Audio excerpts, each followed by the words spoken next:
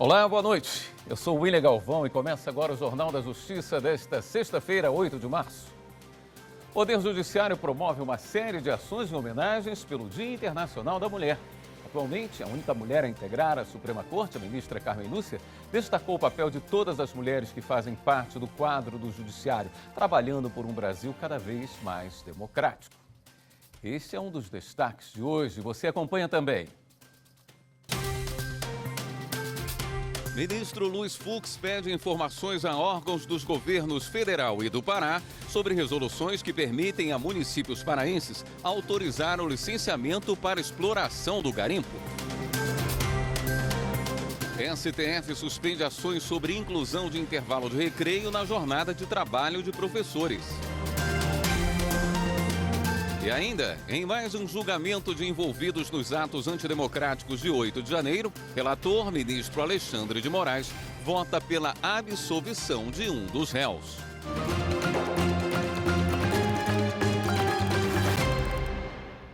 O ministro do Supremo, Gilmar Mendes, suspendeu ações da Justiça do Trabalho sobre inclusão de intervalo de recreio escolar na jornada de professores. O ministro destacou a grande quantidade de processos que tramitam sobre o tema do país e o impacto na rotina de instituições de ensino.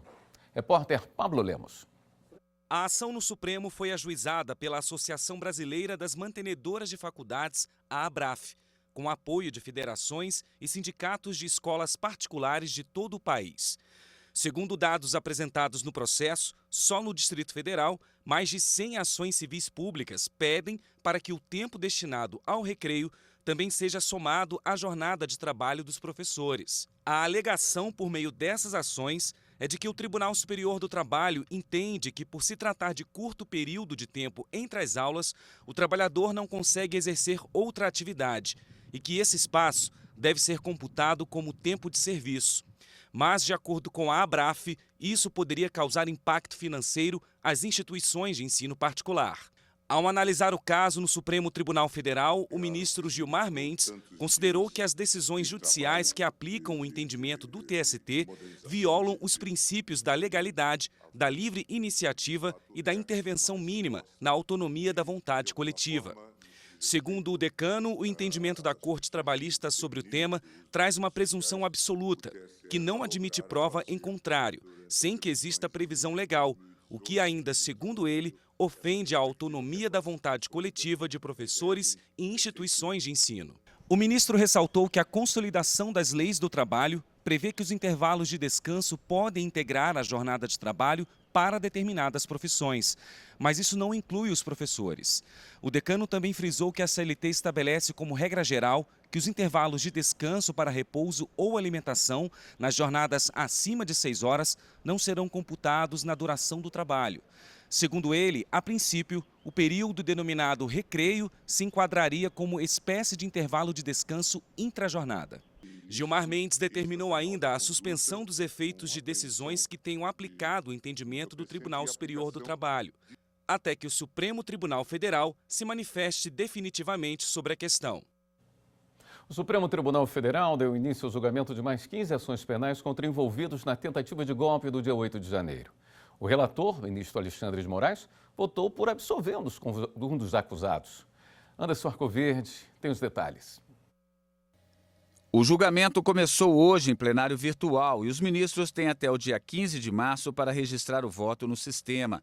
Um dos casos analisados é contra Geraldo Felipe da Silva, preso pela Polícia Militar no dia do atentado.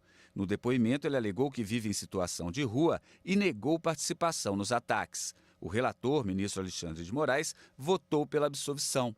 No voto, Moraes afirmou que não há provas de que o denunciado tenha integrado a associação criminosa, seja se amotinando no acampamento erguido próximo ao quartel-general do Exército, seja de outro modo, contribuindo para a execução ou incitação dos crimes.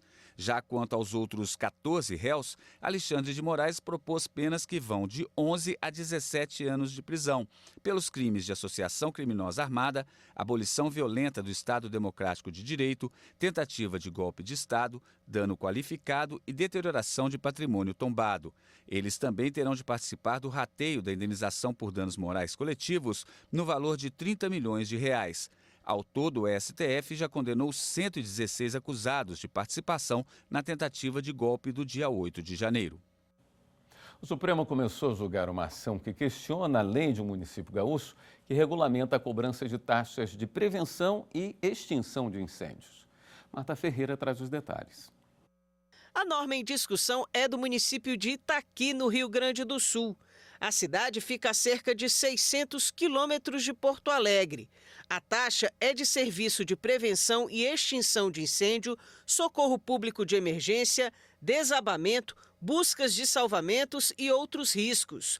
O município também estipulou a cobrança de taxa para a emissão de certidões e atestados. Em 2022, o então Procurador-Geral da República, Augusto Aras, questionou a cobrança.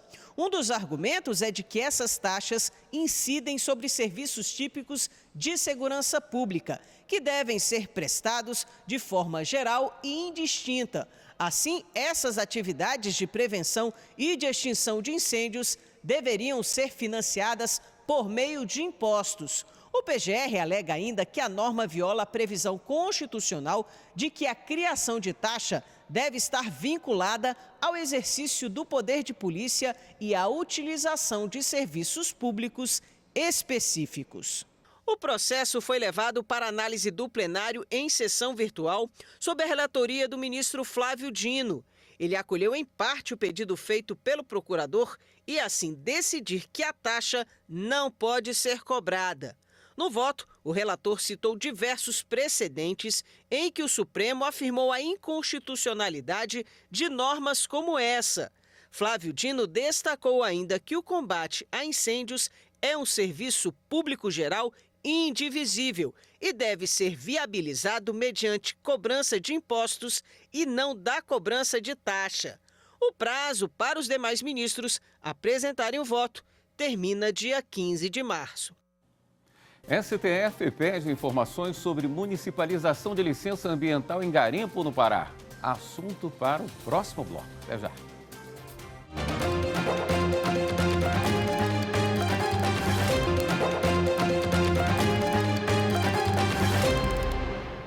O ministro Luiz Fux, do Supremo Tribunal Federal, pediu informações a órgãos dos governos federal e do estado do Pará, além de 8 municípios, em ações que discutem a validade de resoluções do Conselho do Meio Ambiente do Pará. As normas permitem aos municípios autorizar o licenciamento ambiental para exploração da atividade de garimpo. As informações devem subsidiar o relator na análise do caso. A ação foi movida pelo Partido Verde, que alega, entre outros pontos, que a norma foi editada sem observar o princípio constitucional da proteção adequada, proporcional e suficiente ao meio ambiente ecologicamente equilibrado. Pela relevância da matéria, o ministro Fux aplicou ao caso o rito que autoriza o julgamento da ação pelo plenário diretamente no mérito, sem prévia análise do pedido de liminar. Após o prazo para as informações, os autos serão encaminhados ao advogado-geral da União e ao procurador-geral da República para que se manifestem sucessivamente no prazo de 5 dias. A Polícia Federal apreendeu no Paraná 3 milhões de dólares, equivalente a 15 milhões de reais, que estavam escondidos dentro de uma parede falsa. Foi durante a operação Follow the Money, ou Siga o Dinheiro. Os pacotes de notas de 100 dólares estavam na casa de um dos alvos da operação em Curitiba e foram apreendidos na tarde de ontem. A polícia usou marretas para quebrar a parede. Eram tantas cédulas que foi preciso usar uma máquina para contar todo o montante. A operação foi deflagrada no Paraná, em Santa Catarina e no Ceará para investigar crime de lavagem de dinheiro. Os dólares apreendidos foram enviados à Caixa Econômica Federal. Na quarta, 200 policiais federais e 20 auditores da Receita Federal prenderam 2 dos principais líderes do grupo investigado e cumpriram 33 mandados de busca e apreensão. Na operação, foram bloqueados judicialmente mais de 100 bens dos investigados, entre eles contas bancárias, imóveis urbanos e rurais, maquinários agrícolas e carros de luxo. O ministro STJ, Gurgel de Faria, foi homenageado com o lançamento de um livro. Rafael Porfírio acompanhou o evento. Escrito com a contribuição de 44 coautores, entre magistrados, procuradores, consultores e especialistas em direito, o livro Segurança Jurídica, Desenvolvimento e Tributação, homenagem ao ministro Gurgel de Faria, propõem reflexões práticas sobre o princípio da segurança jurídica e o papel da tributação para a efetivação de direitos fundamentais. O lançamento do livro no Espaço Cultural contou com a presença da presidente da Corte, ministra Maria Tereza de Assis Moura, e demais ministros do STJ e do Supremo Tribunal Federal. O ministro Gurgel de Faria também é mestre e doutor em Direito Público pela Universidade Federal de Pernambuco e afirmou que o tema da obra se relaciona diretamente ao projeto de pesquisa e à disciplina que ele leciona. E a gente sabe como é importante a segurança jurídica, não só no âmbito tributário, mas em todos os demais ramos, para que a gente possa desenvolver, para que a gente possa ter estabilidade nesse país. Então, gostei muito da homenagem ser focada na minha disciplina. As coordenadoras do livro destacaram que os coautores foram influenciados pela sensibilidade do ministro. Ele nos inspirou a caminhar por essa seara, a contribuir com a ciência jurídica, procurando traçar novos ideais, novas propostas jurídicas, para trazer equidade e desenvolvimento para o nosso país. Nessa época de reforma tributária e reforma do contencioso tributário, do processo administrativo, nada mais justo, que privilegiar a segurança jurídica nessas reformas todas. No próximo bloco, a gente fala sobre as ações e as homenagens do Judiciário pelo Dia Internacional da Mulher. Voltamos já.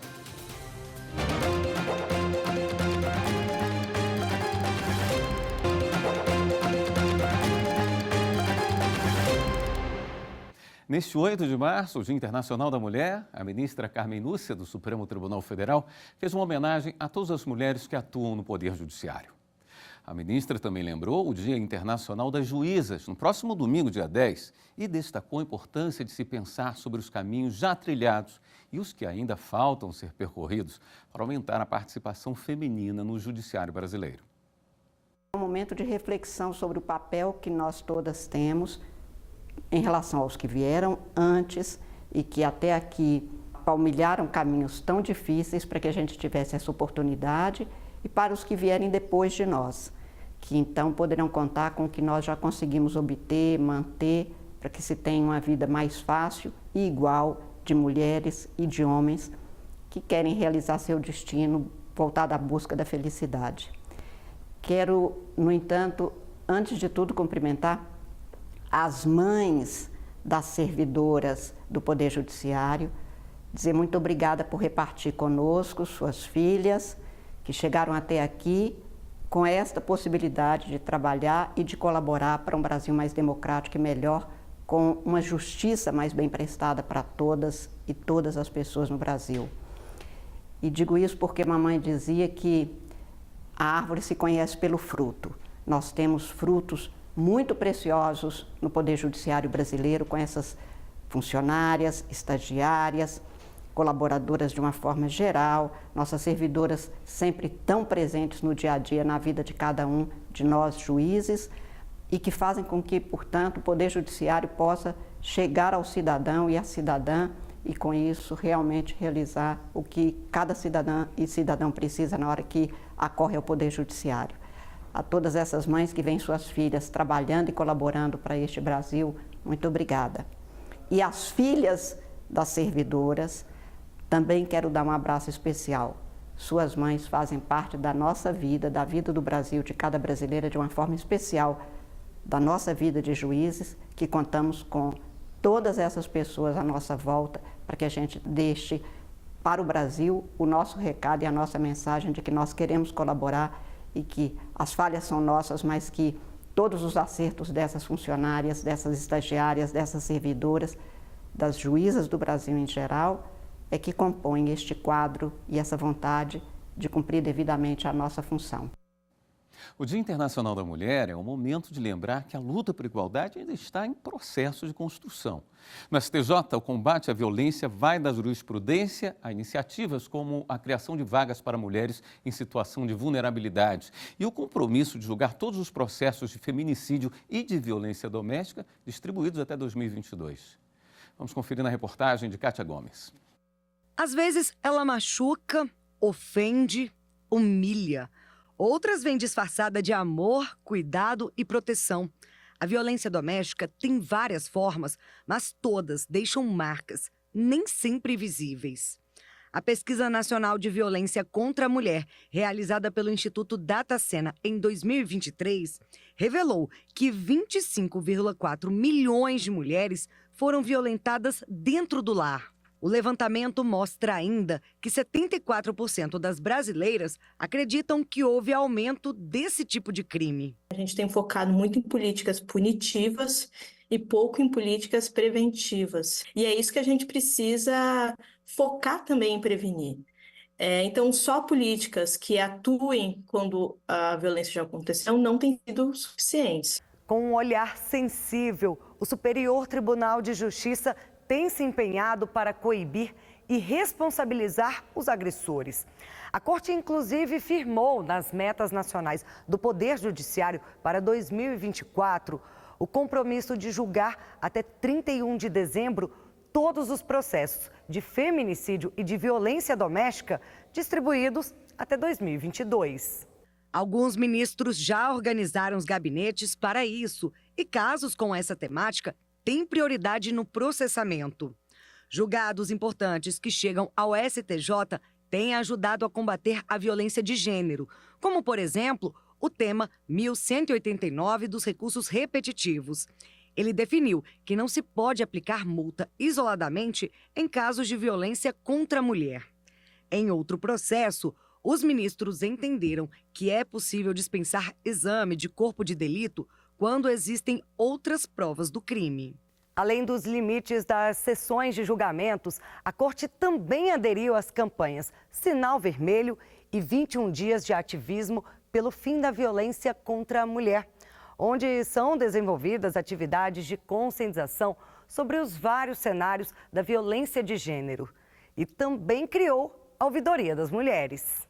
Em 2022, o STJ adotou cota para mulheres, vítimas e em situação de vulnerabilidade econômica nos contratos de prestação de serviços. Dessa instrução normativa, surgiu a Resolução 479 de 2023 do Conselho Nacional de Justiça, que ampliou ainda mais as pessoas atendidas. Entraram, além de mulheres em situação de violência doméstica e familiar e egressas do sistema prisional, trans e travestis, que têm uma expectativa de vida de 35 anos, indígenas, quilombolas, campesinas, mulheres em situação de rua, refugiadas e imigrantes. São pessoas que precisam de uma chance, só de uma oportunidade, para poderem, talvez, romper o ciclo da violência ou sair de uma situação de vulnerabilidade social. Todo mundo começa de algum ponto na vida. Cabe a nós, gestores, entender qual é a nossa verdadeira função na gestão pública, no fomento às políticas públicas sociais. O TRF da Primeira Região celebrou esse Dia da Mulher com desembargadoras, servidoras, colaboradoras e estagiárias da Corte. Adriana Dutra conta como foi.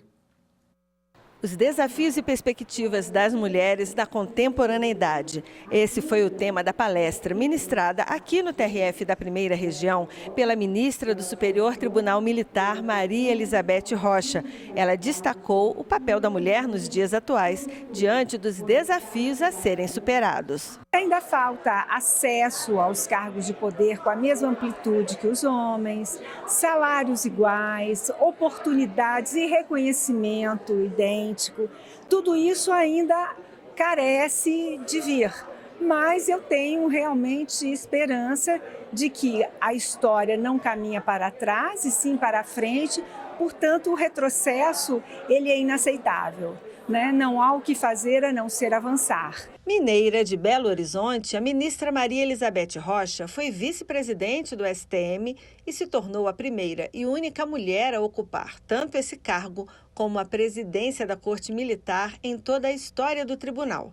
A magistrada pontuou a importância de eventos como esse.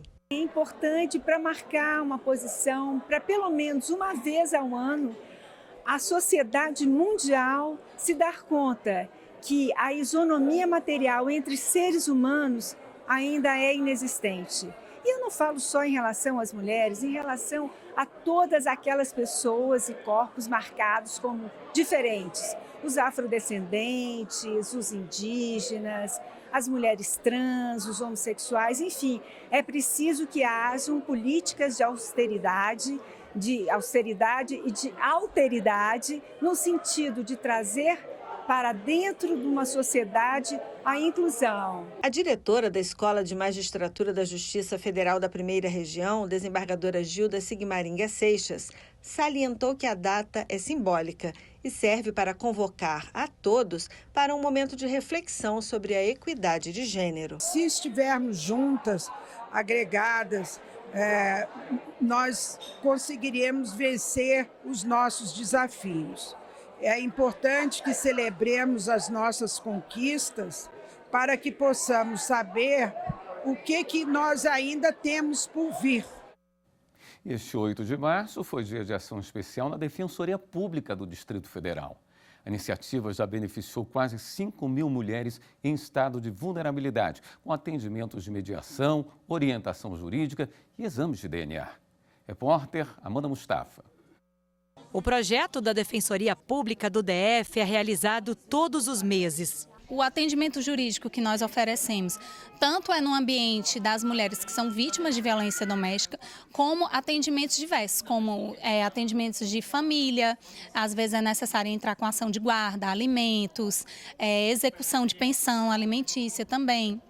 Atendimento de fazenda pública, às vezes é uma mulher que tem algum problema com a CAESB, ou então com o sistema com a CODAB, questão de fornecimento de energia também, nós fazemos esse tipo de atendimento aqui. Além do jurídico, a ação envolve parceiros no atendimento como o SENAC e a Polícia Civil. Essa é a 10ª edição da Ação do Dia da Mulher. A iniciativa é promovida há 1 ano e já atendeu quase 5.000 mulheres aqui no Distrito Federal. A UIAR aprovou. Eu acho que ela é muito importante porque reúne vários órgãos em um só espaço, né, e simplifica, agiliza tanto o acesso como também ajuda nós mulheres a ter acesso a todas essas informações. O Distrito Federal é pioneiro na ação. A iniciativa foi apresentada no Colégio Nacional dos Defensores Públicos para implantação em outros estados. As mulheres se sentem mais fortalecidas, sabendo que existe